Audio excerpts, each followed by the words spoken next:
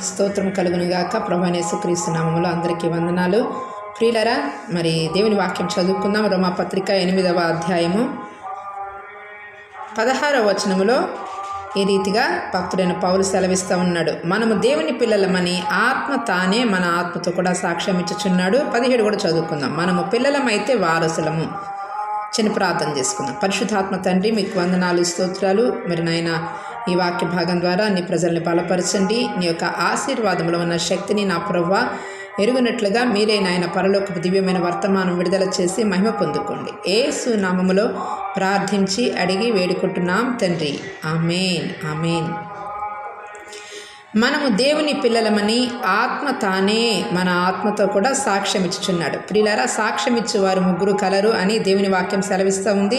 మరి పిల్లలు అని ఈరోజు ప్రత్యేకంగా ఈ రీతిగా చెప్పడానికి కారణం ఏంటంటే, నేటి దినమందు మరి బాలల దినోత్సవం, అంటే నెహ్రూ గారి పుట్టినరోజుని బాలల దినోత్సవంగా మన భారతదేశంలో జరుపుకుంటూ ఉన్నారు. కారణం ఏంటి అంటే, నెహ్రూ గారు పడినటువంటి ప్రయాస, మరి గొప్ప వ్యక్తే, మరి ధన సంపన్నుడే అయినప్పటికీ కూడా ఆయన ఖాళీగా ఉండకుండా చక్కగా నాకు ధనం ఉంది కదా, నా ఇంట్లో నేను కూర్చుందామని అనుకోలే. ఆ రోజుల్లో ఆయన అలా కూర్చున్నట్టయితే ఆయనకు జరుగుబాటు అయ్యేదే.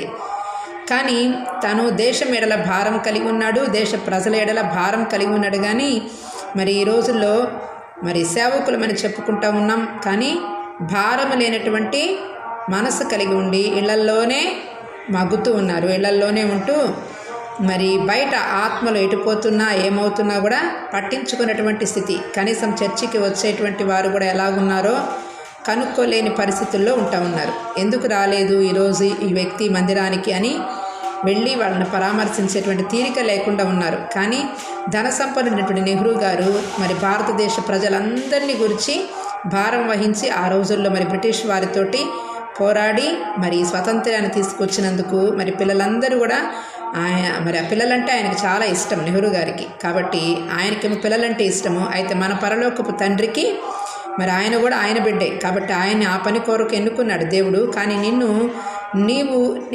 దేవుడు నిర్ణయించిన పని కొరకు నిన్ను ఎన్నుకున్నాడు. కాబట్టి నీవు ఆయన బిడ్డవని ఆత్మ సాక్ష్యం ఇస్తూ ఉన్నాడు. అయితే ఆ సాక్ష్యము సత్య సాక్ష్యంగా ఆయన నోటను ఎల్లప్పుడూ కూడా చెప్పించుకోవాలి. ఆత్మ నిన్ను గురించి సాక్ష్యం ఇవ్వాలి. ఏమని అంటే, ఈమె నా కుమార్తె, ఇతడు నా కుమారుడు కుమార్తె అని ఏమి ఉండదు ఆత్మకి. ఎందుకంటే ఆత్మకి కుమారుని ఆత్మ అని బైబిల్లో ఉంది. కానీ మరి ఆత్మకి స్త్రీ అని కానీ పురుషుడని కానీ భేదం లేదు. భేదం ఏదైనా ఉంది అంటే అది నీ హృదయంలో ఆ భేదం ఉంది, స్త్రీ అని పురుషుడని. కానీ క్రీస్తునందు స్త్రీ అని కానీ పురుషుడని కానీ భేదం లేదు. ప్రియులారా, మరి కాబట్టి స్త్రీ అయినా పురుషుడైనా నీవెవరివైనా నీవు దేవుని బిడ్డవి, అంటే దేవుని యొక్క పిల్లవాడివి అని అర్థం. ఇక్కడ పిల్లలమైతే వారసులము అని దేవుని వాక్యం వ్రాయబడుతుంది. కాబట్టి నిన్న ఒక వ్యక్తి అంటా ఉన్నారు, మరి పెద్దవారు కాబట్టి వాళ్ళు పెద్ద పెద్ద ప్రసంగాలు చేసేవాళ్ళు, పెద్ద పెద్ద సంస్థలకి అధ్యక్షులు, మరి ఫౌండర్స్. కాబట్టి వారిని విమర్శించాలని కాదు, కానీ మందిరానికి వచ్చేవారు, మీరు ఆశీర్వాదం కోసం వచ్చేవాళ్ళు మందిరాని కోసం రావద్దు. శ్రమల కోసం వచ్చేవాళ్ళు, శ్రమలు కావాలి, శ్రమలు ఉండాలి అని అనుకునేవారే ఆశీర్వాదం కోసం వచ్చేవాళ్ళు మందిరానికి రావద్దు అంటున్నారు. కానీ ప్రియులారా, మరి ప్రతి ఒక్కరు కూడా అది ఆత్మీయతలు ఎదిగిన వారే దాన్ని అర్థం చేసుకుంటారు. ఎంత ఆత్మీయతలు ఎదిగిన వారైనా కానీ నాకు శ్రమ కావాలి అని ఎవ్వరు కూడా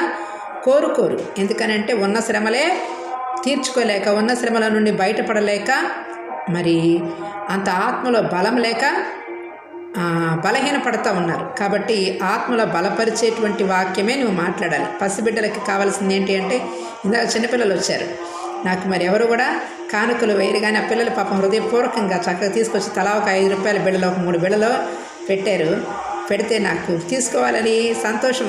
వాళ్ళు సంతోషంతో ఇచ్చేవారిని ఎంతో దేవుడు దీవించినని మనసారా దీవించే. మళ్ళా నేను వారికే మళ్ళీ 5 రూపాయలు ఇచ్చి వెళ్ళి బిస్కెట్లు కొనుక్కున్నాను అనగానే చక్కగా టకటకటకటగా తీసేసుకున్నారు. ఎందుకని అంటే వాళ్ళ హృదయాలు, పసిబిడ్డల మనస్తత్వాలు అలా ఉంటాయి. కాబట్టి దేవునికి దగ్గర ఆయన మనకెప్పుడు ఇచ్చేటువంటి దేవుడై ఉన్నాడు. మరి ఆయన మనకిస్తూ ఉన్నప్పుడు మనము తీసుకుంటూ ఉన్నాము, అనుభవిస్తూ ఉన్నాము. కానీ ఆయనకి ఇవ్వటానికి మనకి మనస్సు రావటంలా. కాబట్టి దేవునికి ఇచ్చేవారిని దేవుడు ఆయన అన్నీ ఇస్తూ ఉన్నాడు. అన్నిటికీ కర్త ఆయన, మనం వారసులమని చెప్తా ఉన్నాడు. మరి వారసులు అన్నీ అనుభవించవచ్చు. కాబట్టి ఇతడు నా వారసుడని, ఆ వారసుడు కదా అని చెప్పేసానని ఏ సమయంలో పడితే ఆ సమయంలో అన్నీ పొందుకోలేరు. కాబట్టి ఆయన ఎవరు విమర్శించడానికి కాదు, కానీ మరి తగిన సమయం వచ్చినప్పుడు ప్రతి ఒక్కరు కూడా ఆ యొక్క ఆస్తిని అనుభవిస్తారు. ఆ యొక్క వయసు వచ్చినప్పుడే దేవుడు వారికి వాటిని అనుగ్రహిస్తాడు. అయితే మరి కొత్తగా వచ్చిన వారు శ్రమల నుంచి తప్పించబడాలి, శ్రమల నుంచి విడిపించబడాలనే వస్తారు. కాబట్టి వారు విడిపించబడతారు.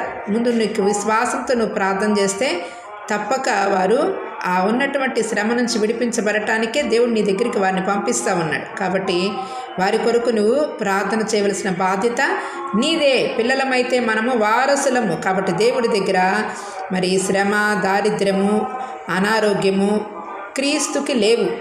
అయితే నీకు నాకు ఎందుకు వస్తున్నాయి అంటే ఆలోచన విధానంలో మరి స్వచ్ఛత లేనందువలన, ఆలోచనలలో తప్పిపోవటం వలన, మన ఊహలలో తప్పిపోవటం వలన మనం వాటిని అనుభవించవలసి వస్తూ ఉంది. కానీ యేసుక్రీస్తులో అవి లేవు.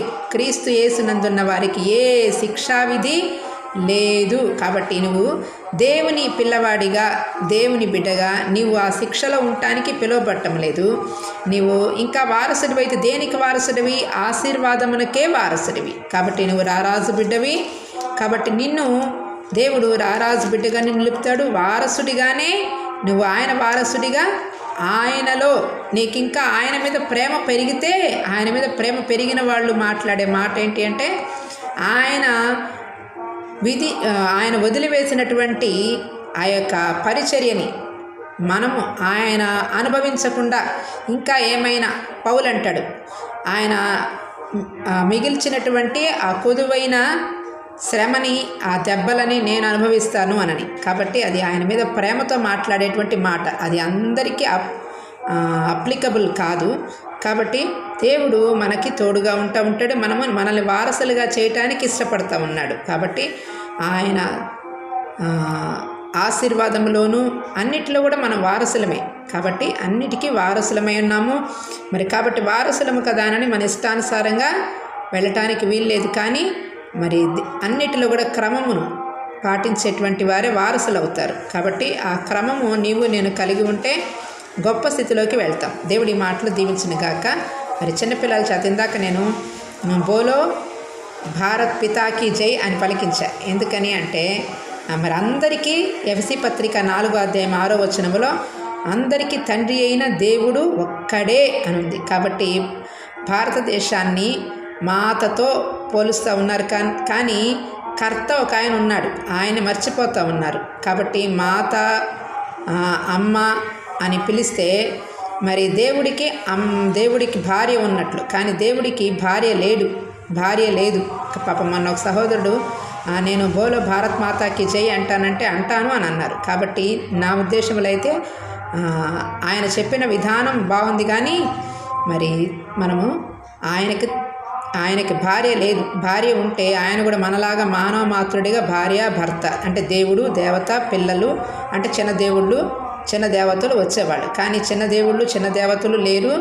దేవతలు అసలే లేరు. ఎందుకని అంటే బైబిల్ గ్రంథంలో ఒకే ఒక్క ఆయన ఉన్నాడు. ఆయన అందరికీ తండ్రి. ఏ దేశానికైనా తండ్రి ఆయనే, ఏ రాష్ట్రానికైనా తల్లి అయినా ఆయనే. కాబట్టి తండ్రి ఆయనే, తల్లి ఆయనే. ఆయన భావించుకొని ఊహించుకునేటువంటి విధానంలో మనము ఆయన్ని మనకు తండ్రి అని లేఖనం సెలవిస్తూ ఉంది. అందరికీ తండ్రి అయిన దేవుడు ఒక్కడే. ఆయన నువ్వు తల్లిగా ఊహించుకొని పలికితే సరే, కానీ మరి దేవుడు మనందరికీ తండ్రి. కాబట్టి ఆ తండ్రికి మనము ఏ దినమందైనా కూడా ఆయనకి ఎన్ని జేజేలు పలికినా మనము రుణస్థులమే. మన వారసులముగా మన జిహ్వా ఫలాన్ని ఆయనకు అర్పిస్తూ, ఏ ఫలాన్ని ఇవ్వకపోయినా ఒక చిన్న ఫలం కూడా పలహారంగా పెట్టడానికి ఇష్టపడరు. కాబట్టి దేవుడు నీ జిహ్వా ఫలాన్ని కోరుకున్నాడు. కనీసం ఆ ఫలమైన ఆయనకు అర్పించి జీవితకాలం అంతా ఆయన రుణాన్ని తీర్చుకోవడానికి మన వంతు కృషి మనము చేద్దాము. దేవుడు మనల్ని అందరినీ దీవించునుగాక. Once again happy children's day.